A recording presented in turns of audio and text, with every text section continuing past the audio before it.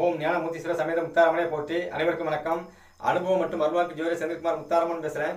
இந்த பதிவில் 12 ராசியில் பிறந்த ஆண்களுக்கு உங்களுடைய ராசி மற்றும் லக்னத்துக்கு 3ஆம் இடத்துல குரு பகவான் இருந்தாலும் சரி, குரு பகவான் அந்த 3ஆம் இடத்தை பார்வை செய்தாலும் சரி, அதே சமயத்தில் பாத்தீங்கன்னா துலாம் ராசி துலாம் லக்னத்தில் பிறந்த ஆண்களுக்கு பாத்தீங்கன்னா குரு பகவான் 3ஆம் அதிபதியாக வருவார். அந்த ஆண்களும் சரி, மகர ராசி மகர லக்னத்தில் பிறந்த ஆண்களுக்கு பாத்தீங்கன்னா குரு பகவான் 3ஆம் அதிபதியாக வருவார். இந்த ராசி மற்றும் லக்னத்தில் பிறந்த ஆண்களுக்கும் சரி, நீங்கள் பேப்பர்ல உங்களுடைய பிரச்சனைகளை உங்களுடைய ஆசைகளை எழுதி மாலை கட்டி நீங்க இறைவனுக்கு போடுற பழக்கம் இருக்குது அப்படின்னா, எந்த இடத்துல இருக்கிற தெய்வங்களுக்கு நீங்க உங்களுடைய ஆசை சம்பந்தப்பட்ட விஷயங்களை பேப்பர் மாலையா கட்டி போடும்போது உங்க ஆசை நிறைவேறும் அப்படிங்கிறத தெளிவா எளிமையா சொல்றேன். நண்பர்கள் வீடியோ முழுமையா பாருங்க, ஸ்கிப் பண்ணாம பாருங்க, தொடர்ச்சியா பாருங்க. சரிங்களா? 3ஆம் இடத்துல குரு பகவான் இருக்க அன்பர்களுக்கு பாத்தீங்கன்னா அடிக்கடி எழுதிக்கிட்டே இருப்பாங்க. ஸ்ரீ ராமஜெயம் எழுதுவாங்க, இல்லை இஷ்டதெய்வம் பேர் எழுதுவாங்க, குலதெய்வம் பேர் எழுதுவாங்க, அதை அப்படி மாலையை கட்டி போடுவாங்க, வீட்டில் நோட்டில் எழுதி வைக்கிற பழக்கம் அவங்களுக்கு கண்டிப்பாக உண்டு. இது போல இருக்கிற நண்பர்களுக்கு இந்த பரிகாரம் சக்சஸ் ஆக வரும். 12 ராசிக்கு தெளிவாக சொல்கிறேன். சரிங்களா? நண்பர்கள் வீடியோ முழுமையாக பாருங்க. சரி, முதல்ல பார்த்தீங்கன்னா மேசம் சிம்மம் தனுசு இந்த ராசி மற்றும் லக்கணத்தில் பிறந்திருக்க அன்பர்களாக இருந்தாலும் சரி, உங்களுடைய ராசி லக்கணத்துக்கு 3ஆவது குரு பகவான் இருக்கும் அன்பர்களாக இருந்தாலும் சரி, உங்களுக்கு இந்த பேப்பரில் மாலை எழுதி மாலை கட்டி போடுற பழக்கம் இருக்குது அன்பர்களுக்கு நீங்க எந்த இடத்துல இருக்கிற தெய்வத்துக்கு நீங்க இந்த மாலையை கட்டி போடும்போது உங்களுக்கு வரம் கிடைக்கும் அப்படின்னு கேட்டீங்கன்னா, முதல்ல ஏன் மற்ற கோயிலை போட கிடைக்காதா அப்படின்னு கேட்கலாம். கண்டிப்பாக இல்லை. ஒவ்வொருடைய ராசி லக்கணத்துக்கு தகுந்தாற் போலதான் தெய்வங்கள் உங்களுக்கு பலன் கொடுக்கும். உதாரணமா சொல்லணும் அப்படின்னா, எந்த இடத்துல எந்த பொருளை வாங்கணும், எந்த தெய்வத்துல எந்த வரம் கேட்கணும் அப்படிங்கிற ஒரு விதிமுறை கூட இருக்குது. அதுக்கு தகுந்தாற் போல வணங்கும் போது தான் தெய்வங்கள் வரம் கொடுக்கும். நம்ம பாட்டுக்கு எழுதி எழுதி எழுதி ஒவ்வொரு பக்கமா போட்டுட்டு சாமி தரலன்னு வருத்தப்பட்ட அர்த்தமே கிடையாது. மளிகை கடையில போய் நீங்க தங்கம் கேட்டா கிடைக்காது. சரிங்களா? மெடிக்கல்ல போய் நீங்க மளிகை பொருள் கேட்டா கிடைக்காது. எந்தெந்த பொருளை எங்கெங்க கேட்கணுமோ அங்க கேட்டாதான் அந்த பொருள் உங்க கைகூடி வரும், கிடைக்கும். அப்படி இல்லைன்னா இல்லப்பா போப்பா அங்க வாங்கிக்கன்னு சொல்லுவாங்க. அவ்வளவுதான். அங்க அவங்க அடிக்க வர மாட்டாரு. நீங்க போய் மெடிக்கல்ல போய் சக்கரை 1 கிலோ கொடுங்க அப்படின்னு கேட்டீங்கன்னா, சக்கரை இல்ல, சக்கரை நோய்க்கு உண்டான மருந்து தரட்டுமா அப்படிம்பாரு. சரிங்களா? அப்ப இல்லை அப்படின்னு சொல்லுவாரு. இந்த கடை இல்லைங்க, கடை 4 தள்ளின்னு சொல்லுவாங்கல்ல. இது போலதான் தெய்வங்களையும் நம்ம வழிபாடு செய்ய வேண்டும். சரி, எப்படி வழிபாடு செய்யலாம்? முதல்ல பாருங்க, மேசம் சிம்மம் தனுசு இந்த ராசி மற்றும் லக்கணத்தில் பிறந்த அன்பர்களுக்கு உங்களுக்கு நீங்க காற்றோட்டமாக இருக்கிற இடங்கள், சரி 3 ரோடு சந்திக்கிற இடம், அதே சமயத்தில் பாத்தீங்க அப்படின்னா கோவில் ஆலமரம் அரச மரம் இந்த மாதிரி இடங்கள்ல தெய்வங்கள் இருக்கும். அதுல விநாயகர் சிலை இருக்கும், பக்கத்துல ராகு சிலை இருக்கும், அல்லது திரிசூலங்கள் இருக்கும், அல்லது ஒரு அரச மரம் இருக்கும். அரச மரத்தை சுத்தி துணி கட்டியிருப்பாங்க. அதுல பாத்தீங்க அப்படின்னா ஒரு பேப்பர் மாலை கட்டி போடுவாங்க, தொட்டில் கட்டி போடுறாங்களா. இந்த மாதிரி இடங்கள்ல தான் நீங்கள் உங்களுடைய வேண்டுதல் சம்பந்தப்பட்ட இதை பேப்பரை எழுதி அதை நீங்க போடும்போது அது உங்களுக்கு நிவர்த்தி ஆகும், கிடைக்கும், வரம் கிடைக்கும், கேட்கிற வரம் கிடைக்கும். ஆனா நம்ம என்ன பண்ணுவோம், சம்பந்தமே இல்லாம இன்னொரு கோயில போட்டுட்டு இருப்போம். அவர் பார்ப்பாரு, என்னடா இவன் மாலையை கொண்டு பூ மாலை கலந்து போடானா பேப்பர் மாலை கலந்து போடுறாங்க, அவர் பார்த்து மாலை கட்டி ஓராம் போட்டுருவாரு. அவர் போட்டானா பூசாரி போட்டா 2 ஒண்ணு தானே. அப்ப எதை எங்க செய்ய வேண்டும் அப்படிங்கிறத ஒரு கணக்கு. சரிங்களா? பல்லு அப்படிங்கிறது வாயில தான் இருக்கணும். நெத்தில இருந்தாலும் தலையில இருந்தாலும் பல்லு கிடையாது பேரு. சரிங்களா? அப்படி எந்தெந்த பொருளை எங்கெங்க வச்சு வழிபாடு செய்யணும் செஞ்சாதான் ஜெயிக்க முடியும். பிரபஞ்சம் அப்போதான் சப்போர்ட் பண்ணி கொடுக்கும். சரிங்களா? அப்போ 3 ரோடு சந்திக்கிற இடங்கள் இருக்கிற விநாயகராக இருந்தாலும் பரவாயில்லை. அது இந்த விநாயகர் கோவில் தானா இந்த கோவில் தானு கணக்கெடுக்க வேண்டாம். எந்த கோவிலா இருந்தாலும் சரி காற்றோட்டமாக இருக்க வேண்டும், மரங்கள் இருக்க வேண்டும், மரத்துக்கு அடியில் இருக்கணும். இயற்கை காத்துக்கள் தென்றலாகவோ புயலாகவோ வீசி அப்படி சுழண்டு வீசும்ல, அந்த மாதிரி இடங்கள்ல இருக்கிற தெய்வங்களுக்கு கோவிலுக்குள்ள கருவறைக்குள்ளதான் போடணும்னு அனுமதிக்க கூடாது. சரிங்களா? கருவறைக்குள்ள எல்லாருக்கும் அனுமதிக்க மாட்டாங்க. கோவிலுக்கு வெளியே திரிசூலம் வச்சிருப்பாங்க. சரிங்களா? அந்த திரிசூலத்தை கட்டி போட்டாங்கன்னா அங்க போடுங்க. திரிசூலத்திலும் போடக்கூடாது அப்படின்னு சொன்னாங்கன்னா நேரே அந்த கோவிலுக்கு முன்னால் ஒரு மரம் இருக்கும். மரத்துக்கு முன்னால கண்டிப்பாக குழந்தை பாக்கியத்துக்காக தொட்டுலாம் நிறைய கட்டி போட்டுப்பாங்களா. அந்த மாதிரி இடங்கள்ல நீங்க கொண்டு போய் கட்டி போட்டுவாங்க, உங்க பிரச்சனை நிவர்த்தி ஆகும். அடுத்து பாத்தீங்க அப்படின்னாச்சுன்னா ரிஷபம் கன்னி மகரம் ராசி லக்கணம் இந்த அமைப்பில் இருக்க அன்பர்களுக்கு இந்த அன்பர்களுக்கு பாத்தீங்க அப்படின்னா நீர்நிலை அருகில் இருக்கிற தெய்வங்கள் எனக்கு தேர்ந்தெடுக்கணும். ஆறா இருந்தாலும் சரி, கடலா இருந்தாலும் சரி, குளமா இருந்தாலும் சரி, ஏரியா இருந்தாலும் சரி, கிணறா இருந்தாலும் சரி, கடலா இருந்தாலும் சரி, நீர்நிலை அருகில் ஓரமாக இருக்கிற தெய்வங்கள் அது எந்த தெய்வமா இருந்தாலும் சரி, அல்லது ஆற்றுக்குள்ளேயே தெய்வம் இருக்குது, குளத்துக்குள்ளேயே தெய்வம் இருக்குது, அல்லது ஆத்துக்கு வெளியே ஆத்து ஓரமா தெய்வம் இருக்கு, பக்கத்துல ஒரு மரம் இருக்குது, அந்த மரத்துல கட்டி போடுறாங்க. அந்த மாதிரி இடங்களை கட்டி போடலாம், மாலை கட்டி போடலாம். அதே சமயத்துல கிணறு இருக்குது, கிணத்து பக்கத்துல ஒரு தெய்வம் இருக்குது, பக்கத்துல ஒரு திரிசூலம் நட்டி வச்சிருக்காங்க, அந்த மாதிரி இடங்களை கட்டி போடுறாங்கன்னா அதுலயும் கட்டி போடலாம். சரி, திரிசூலத்துல போடல, பக்கத்துல ஒரு மரம் இருக்கு, மரத்தெல்லாம் போட்டாங்கன்னா அங்கேயும் கட்டி போடலாம். இந்த மாதிரி தெய்வங்கள் நீ தேர்ந்தெடுக்கும் போது தான் சிறப்பா இருக்கும். அப்போ அது விநாயகருக்கு போடணும் முடிவு பண்ணிட்டீங்க. எப்படி எடுக்கலாம்? ஆற்றுக்குள் இருக்கிற விநாயகர் அல்லது ஆற்று ஓரமாக இருக்கிற விநாயகர். அடுத்து வந்து கிணத்து ஓரமாக இருக்கிற விநாயகர் அல்லது வந்து குளங்கள் ஏரிக்கரை ஓரமாக இருக்கிற விநாயகர். அப்படி இல்லைங்கிற பட்சத்தில் வந்து பார்த்தீங்க அப்படின்னா கடற்கரை ஓரமாக இருக்கிற விநாயகர் அல்லது கடற்கரை ஓரமாக கடலை பார்த்து இருக்கிற மாதிரி இருக்கிற விநாயகர். இந்த மாதிரி தெய்வம் தேர்ந்தெடுத்துக்கணும். விநாயகர் தான் அப்படிங்கிறது மட்டுமல்ல, எந்த தெய்வமாக இருந்தாலும் இந்து போன்ற இருக்கிற இடங்களில் இருக்கிற நீங்கள் தெய்வத்தை தேர்ந்தெடுத்து கோவிலை கருவறைக்குள்ள போடணும்னு சொல்லி கேட்க வேண்டாம். கோவிலுக்கு வெளியே திரிசூலம் வச்சிருக்காங்களா அல்லது மரங்கள் இருக்கா, மரத்தில் வந்து கட்டி போடுறாங்களா, மரத்தில் வந்து பேப்பர் கட்டி போடல, அங்கே வந்து தொட்டில் கட்டி போடுறாங்கன்னா அது பக்கத்தில் நீங்கள் கட்டி போடலாம். அப்படி இல்லைங்கிற பட்சத்தில் வந்து பார்த்தீங்கன்னா திரிசூலம் இருக்குது, திரிசூலத்தில் வந்து அப்படி போடுறாங்கன்னா நீங்கள் அங்கேயும் போடலாம். அப்படி போடும்பொழுது தான் உங்களுக்கு வந்து பிரச்சனை நிவர்த்தி ஆகும். உங்கள் ஆசைகள் எல்லாமே, உங்களுடைய வேண்டுதல் எல்லாமே அப்ளிகேஷன் வந்து இறைவன் படித்து பார்ப்பான். ஓகே நீ பாஸ் போயிட்டே இரு, நீ பாஸ் போயிட்டே இருப்பாரு. சம்பந்தமெல்லாம் ஒரு இடத்துல போட்டாச்சுன்னா என்னடா +2 படித்தவங்க உண்டு, +1 படித்த இடத்துல கொண்டு இப்போ மார்க் வச்சுக்காங்க அப்படி தூக்கி போட்டுருவாங்க. அவ்வளோதான்.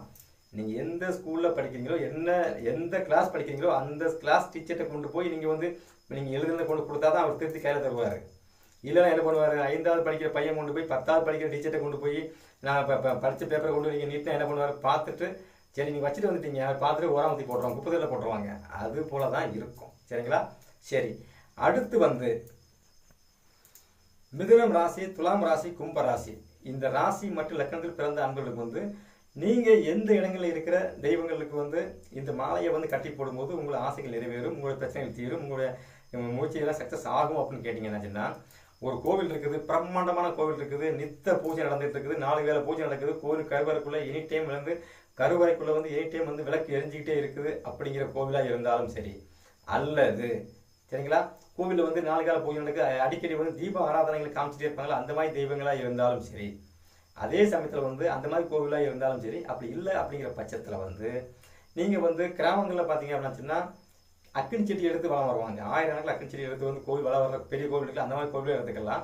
அல்லது பூக்குழி இறங்குறதுக்காக வந்து ஏற்பாடு பண்ணி வைப்பாங்களா, வருஷம் ஒரு தடவை எந்தெந்த கோவிலில் வந்து பூக்குழி இறங்குறாங்களோ அந்த மாதிரி கோவிலையும் தேர்ந்தெடுத்துக்கலாம். இந்த மாதிரி இருக்கிற கோவில்களில் வந்து நீங்கள் வந்து கோவிலுக்கு உள்ளே இல்லை, கோவில் வந்து பிரமாண்டமான கோவிலாக இருக்கும். இந்த மாதிரி கோவில்லாம் கோவிலுக்கு உள்ளே இல்லை, வெளியே பார்த்தீங்கன்னா தலை விருட்சகம் இருக்கும். சரிங்களா? அந்த கோவிலுக்கு உண்டான மரம் இருக்கும், அல்லது கோவிலுக்கு முன்னால் வந்து பெரிய திரிசூலம் நட்டு வச்சிருப்பாங்க. அந்த திரிசூலத்தில் கொண்டு போய் நீங்கள் மாலை கட்டி போடலாமான்னு கேளுங்க, நிர்வாகியில் கேளுங்க. போடலாம்னா போடுங்க. அப்படி இல்லை அப்படிங்கிற பட்சத்தில் வந்து அந்த கோவிலுக்கு முன்னால் இருக்க மரங்களில் நீங்கள் போடலாம். அந்த மரங்கள்லாம் நீங்கள் கட்டி போட்டு வந்தீங்க அப்படின்னாச்சுன்னா உங்களுடைய ஆசைகள் அனைத்துமே வந்து நிவர்த்தி ஆகும். ஏன்னா உங்களுடைய இப்போ பாருங்க மிதுனம், துலாம், கும்பம் இந்த 3மே வந்து பாருங்க, 3மே வந்து காத்து ராசி. சரிங்களா? காற்று வந்து வேகமாக அடிக்கும்போது நெருப்பப்படும், என்னாகும், நெருப்பு பரவும். அப்போ உங்களுடைய சக்ஸஸ் என்ன சொல்லக்கூடிய 3ஆம் இடம் என்ன சொல்லக்கூடிய சக்ஸஸ் ஸ்தானம் சொல்லுவாங்கல்ல, உங்களுடைய அப்ளிகேஷனை வந்து ஓப்பன் பண்ணி பார்த்து சைன் பண்ணுறாருல, அந்த ஸ்தானம் எந்த ஸ்தானம்? 3ஆம் இடம்.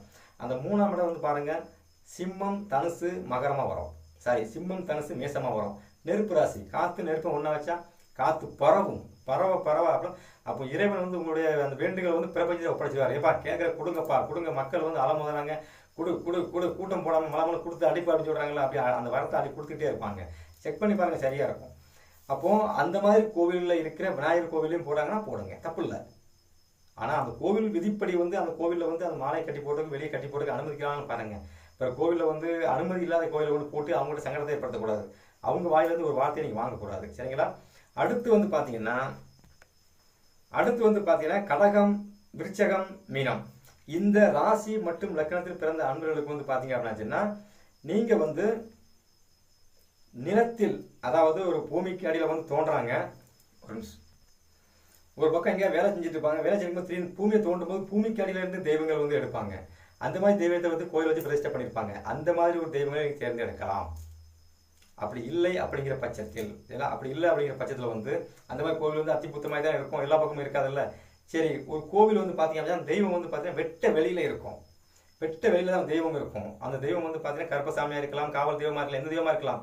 மொட்டை வெயிலில் வந்து காற்று, மழை, இடி, மின்னல், புயல், கீழே அடி சூறாவளி அடித்து வரும்போது அந்த காற்று, மண் எல்லாத்தையும் அள்ளி அந்த தெய்வத்து மேலே போட்டு அப்படியே போகும். அந்த தெய்வத்தை போய் நம்ம சிலையை வந்து தொட்டு பார்த்தோம்னா அப்படியே மண்ணாக வரும். அந்த மாதிரி தெய்வங்கள் வந்து வெட்ட வெளியில் இருக்கிற தெய்வத்துக்கு நீங்கள் வந்து அந்த மாலை கட்டி போடலாம். அந்த கோவிலையும் வந்து அந்த இறைவன் கழுத்தில் தான் போடணும் அப்படிங்கிறது இல்லை. பக்கத்தில் வந்து அந்த கோவில் வந்து பக்கத்தில் திரிசூலம் வச்சிருப்பாங்க. பெரிய பெரிய காவல் தெய்வம் கோவில் எடுத்தீங்கன்னா முன்னால் திரிசூலம் பெருசாக இருக்கும், அந்த திரிசூலத்தை கட்டி போடலாம். அல்லது அந்த கோவிலுக்கு உண்டான அந்த தெய்வத்துக்கு உண்டான மரம் முன்னால் இருக்கும். அந்த மரத்தில் வந்து பார்த்தீங்க அப்படின்னா இவங்க வந்து இந்த தொட்டில் கட்டி போட்டிருப்பாங்க. இந்த மாதிரி தொட்டில் வலையெல்லாம் கட்டி போட்டிருப்பாங்க. இந்த மாதிரி இடங்கள்ல வந்து நீங்க மாலையை கட்டி போடும்போது என்ன ஆகுனா உங்க வேண்டுதல் நிறைவேறும். இதுக்கு உதாரணமா சொன்னா ஒரு கோவில் இருக்கு. திருச்சியில உறையூர் வெக்காளியம்மன் கோவில் இருக்குது. சரிங்களா? அந்த கோவில் அம்மன் எப்படின்னு கேட்டீங்கன்னா காற்று, மழை, இடி, மின்னல் எல்லாமே நம்ம நிக்கிறதுக்கு எல்லாமே பாத்தீங்கன்னா பெரிய பெரிய மண்டபமா போட்டு வச்சிருப்பாங்க. அந்த தெய்வத்துக்கு மேல மட்டும் பாத்தீங்கன்னா மேலே இருந்து அடிக்கிற காத்து, மழை, இடி, மின்னல் எல்லாமே அந்த தெய்வத்துக்கு மேலே விழுந்து இப்படித்தான் அந்த தெய்வம் வந்து அவதாரத்துல இருக்குது. அந்த கோவில பாருங்க திரிசூலத்துல வந்து பேப்பர் கட்டி போடுற பழக்கம் இருக்கும். இப்ப இதே கணக்கு பண்ணி பாருங்க. எனக்கு வந்து பாத்தீங்க அப்படின்னாச்சுன்னா என்னுடைய ராசி வந்து விருச்சிக ராசி, விருச்சிக லக்னம். சரிங்களா? எனக்கு வந்து பாத்தீங்கன்னா நீர் ராசி. சரிங்களா? என்னுடைய ராசிக்கு வந்து நீர் ராசியா வருது. அப்படியே வந்து பாத்தீங்கன்னா அந்த நீர் ராசிக்கு அந்த நில ராசி அப்படிங்கிறது பாத்தீங்கன்னா லாப ராசியா வரும். அப்ப திருச்சியில போய் நான் அந்த வெக்காளியம் கோயில்ல போய் அந்த அம்பாளுக்கு வந்து ஒரு 25-30 வருஷத்துக்கு முன்னாலே வந்து நான் பேப்பர்ல வந்து என்னோட ஆசைகளை எல்லாம் எழுதி கட்டி போட்ட பழக்கம் எனக்கு இருக்கிறது. திருச்சியில நான் இருந்த காலங்களில் செஞ்சிருக்கிறேன். அப்ப அதை வச்சு நான் யோசிக்கும் போது எனக்கு இந்த விஷயம் கிடைச்சது. சரிங்களா? நம்ம எதுக்கு இந்த பேப்பரை ஏன் கட்டி கொண்டு நமக்கு அந்த கோயில் ஒன்று போட்டோம், அந்த ராசிக்கு என்ன நமக்கு என்ன சம்பந்தம் அப்படின்னு எடுக்கும்போது எனக்கு கிடைச்ச விஷயத்தை தான் நம்மளுக்கு வந்து இப்போ தனித்தனியாக ரகமாதிரியா பிரித்து கொடுத்துட்டு இருக்கிறேன். அப்போ இயற்கையிலேயே வந்து நல்லா செக் பண்ணி பாருங்க. சரி, திருச்சிக்கு போக முடியாது, அன்பர்களுக்கும் என்ன பண்ண முடியும்? திருச்சிக்கு போக முடியாது. அப்போ அது சார்ந்த விஷயத்தை நம்ம எப்படி வெளியெடுக்கலாம்? அப்போ அந்த சாமியோட வரலாறு என்னன்னு நல்லா தெரிஞ்சு அவங்க புரிஞ்சு போகும். திருச்சியில வந்து அந்த அம்பாளுக்கு வந்து இயற்கை சீட்டம் வரும்போது வந்து அந்த இறைவன் வந்து மண் மாறி பொழிகிறான். பொழியும் போது வந்து பார்த்தீங்கன்னா அந்த ஒரு திருச்சி அந்த உறையூர் அந்த பகுதியை வந்து மண்ணால் மேடாக மாறிக்கொண்டிருக்கும் போது இந்த அம்பாள் வந்து அந்த மண்ணு இயற்கையை கொடுக்க அந்த மண் எல்லாத்தையுமே தன் மேல வாங்கிக்கிட்டு காற்று மழை எல்லாத்தையும் தன் மேல வாங்கிக்கிட்டு அந்த மக்களை நான் பாதுகாக்கிறேன்ப்பா, என்னை நம்பிங்க இருங்க அப்படின்னு சொல்லி அந்த தெய்வம் அருள் கொடுத்ததாக தான் ஐதீகம். அப்போ இயற்கையிலே வந்து காத்து மண் அடிக்கும் போது அது காத்து மண்ணு தூசி எல்லாம் கலந்துதான் வந்து இறைவன் மேல படும். அந்த மாதிரி தெய்வங்களை வந்து கிராமங்களில் பார்க்கலாம். கிராமங்களில் பார்த்தீங்கன்னா ஒரு விநாயகர் கோவில் இருக்கும், அது வந்து ஒரு ஓரமாக இருக்கும். அந்த இடங்களில் பார்த்தீங்க அப்படின்னா காற்று அடிக்கும்போது பார்த்தீங்கன்னா தூசி அப்படி சட்டு மேலே விடும். அடுத்து மழை பெய்யும் பார்த்தீங்கன்னா அது சுத்தமாக வெளியே வந்துடும். இந்த மாதிரி தெய்வங்களை நீங்கள் தேர்ந்தெடுத்து உங்கள் வீட்டு பக்கத்தில் இருக்க தெய்வம் தேர்ந்தெடுத்து அந்த மாதிரி இருக்கிற இடங்களில் தெய்வங்களுக்கு வந்து கோவிலில் தான் மாலை இப்போ விநாயகர் அப்படின்னா நீங்கள் கழுத்திலே போட்டுடலாம். அம்பாள் தெய்வமாக தான் கழுத்தில் போட்டுருக்க அந்த பூசாரி நிர்வாகிகள் ஒத்துக்கணும். அங்கே ஒத்துக்கல அப்படிங்கிற பட்சத்தில் வந்து அந்த அம்பாளுக்கு முன்னாலே திரிசூலம் வச்சிருப்பாங்க. அந்த திரிசூலத்தில் போடலாமான்னு கேளுங்க. போடலாம்னா அதில் போடுங்க. அப்படி அங்கேயும் போடக்கூடாதுன்னாச்சுன்னா கண்டிப்பாக எந்த ஒரு கோவில் இருந்தாலும் அந்த கோவில் ஒரு மரம் இருக்கும். அந்த மரத்தில் பார்த்தீங்க அப்படின்னா வளையல், சரிங்களா, வளையல் தொட்டில் சம்மந்தப்பட்டதெல்லாம் கட்டி கட்டி கட்டி கட்டி போட்டிருப்பாங்க. அந்த மாதிரி இடங்களில் கொண்டு போய் நீங்களும் உங்கள் வேண்டுதலை கட்டி வச்சிங்க அப்படின்னாச்சுன்னா உங்களுடைய வாழ்க்கையில் கிடைக்கக்கூடிய அனைத்து வித பிரச்சனைக்கும் விடை கிடைக்கும். எல்லா சூழலையும் வந்து நீங்கள் வந்து இந்த மாதிரி எழுதி போடும்போது அந்த வேண்டுதலை வந்து அந்த இறைவனை வந்து சக்ஸஸாக முடிச்சு கொடுப்பான். ஏன்னா எழுதுறது அப்படிங்கிறது 3ஆம் இடம், உங்கள் முயற்சி அப்படிங்கிறது 3ஆம் இடம், தைரியம் வீரியம் ஸ்தானம் என்று சொல்லக்கூடிய வெற்றி ஸ்தானம் என்று சொல்லக்கூடிய ஸ்தானமே 3ஆம் இடம். அந்த 3ஆம் இடம் சம்பந்தப்பட்ட விஷயத்தை தான் நான் இப்போ உங்களுக்கு வந்து தெளிவாக அப்படியே எடுத்து கொடுத்துருக்கிறேன். அந்தந்த ராசியில் பிறந்த அன்பர்களுக்கு வந்து அந்தந்த 3ஆம் இடத்தை அப்படியே தொட்டு தொட்டு தொட்டு தொட்டு வந்தீங்க அப்படின்னா அப்படி ஸ்டெப்பாக படிப்படியாக வாழ்க்கையில் முன்னேற்றே இருக்கலாம். ஏன்னா 3ஆம் இடங்கிறது முயற்சி. விழுந்தாலும் எழுந்து ஓடுன்னு சொல்கிறோம்ல, அந்த ராசி தான் 3ஆம் இடம். அப்போ நீங்கள் எவ்வளோதான் அடிப்பட்டு கீழே கிடந்தாலும் சரி தூக்கி விடுறதுக்கு ஒரு ஆள் வேணும். அதுக்கு வந்து பிரபஞ்சத்தில் வந்து பார்த்தீங்க அப்படின்னாச்சுன்னா நம்மளை வந்து எந்த தன்னலம் கருதாமல் தூக்கி விடுறது இறைவன் ஒருவனே, மனிதர்கள் அல்ல. மனிதர்கள் வந்து இவன் எப்படா கீழே விடலாம், மேலே 4 மிதிச்சு தாண்டி விடலாம்னு நினைப்பாங்க. ஆனால் இறைவனுக்கு அந்த பழக்கம் கிடையாது. ஆனால் நம்ம சரியான இறைவனை பிடிக்கணும், அவ்வளோதான். பிரபஞ்சத்தில் இருக்கிற அனைத்து கடவுளையும் பிடிச்சா ஜெயிக்க முடியுமான்னு கேட்டிங்கன்னா நம்மளுக்கு ஏற்ற கடவுளையும் கரெக்டாக பிடிச்சிங்க அப்படின்னாச்சுன்னா அந்த தெய்வங்கள் வந்து கரெக்டாக கை கொடுத்து வாழ்க்கை ஸ்டெப் ஸ்டெப்பாக மேலே தூக்கி போயிட்டே இருக்கும். வாழ்க்கையில் ஜெயிச்சுக்கிட்டே இருக்கலாம். சரிங்களா? அப்போது 12 ராசியில் பிறந்த அன்பர்களுக்கும் சரி, குரு பகவான் வந்து இது போல 3ஆம் இடத்துல இருக்கிற அன்பர்களுக்கும் வந்து இந்த பரிகாரம் சக்சஸா இருக்கும். கரெக்டா நூல் பிடிச்ச மாதிரி கொடுத்துருக்கிறேன். ஒவ்வொரு பரிகாரத்தையும் தொடர்ச்சியா செஞ்சு பாருங்க, வாழ்க்கை ஜெயிச்சுக்கிட்டே இருக்கலாம். எந்த சூழ்நிலையும் எந்த நேரத்திலும் வாழ்க்கை தடம் வரலாறு. ஒவ்வொருத்தர் வாழ்க்கையிலையும் வந்து ஒவ்வொரு கஷ்டங்கள் நஷ்டங்கள் இருக்கும். அதை ஜெயிக்கிறதுக்கு உண்டான வழியை நான் எடுத்து கொடுத்துக்கிட்டே இருக்கேன். கரெக்டா நீங்க அப்படியே பிடிச்சி கேட் பண்ணி போனீங்க அப்படின்னா வாழ்க்கையில ஜெயிச்சுக்கிட்டே இருக்கலாம். சரிங்களா? இது போல ஜோதிடம் சம்பந்தப்பட்ட பரிகாரம், ராசி பரிகாரம், நட்சத்திர பரிகாரம் எல்லாமே என்னோட சேனல்ல வந்து ரக வாரியா தனித்தனியா நிறைய கொடுத்துருக்கேன். கிட்டத்தட்ட 3500 வீடியோ பக்கம் போட்டிருக்கிறேன். அப்படியே சேனல்ல பிளேலிஸ்ட்ல போய் பாருங்க. உங்களுக்கு வேணுங்கிற விஷயம் எல்லாமே அங்க இருக்குது. கொட்டி வச்சிருக்கிறேன். டெய்லி கிடைக்கிற விஷயத்தை போது அவங்க கொட்டிக்கிட்டே இருக்கிறேன். நீங்க பார்த்து பயன்பெறுங்கள். எல்லோருக்கும் என் தாய் முத்தாரமான பரிபூர்ணமா கிடைக்கட்டும். நன்றி, வணக்கம்.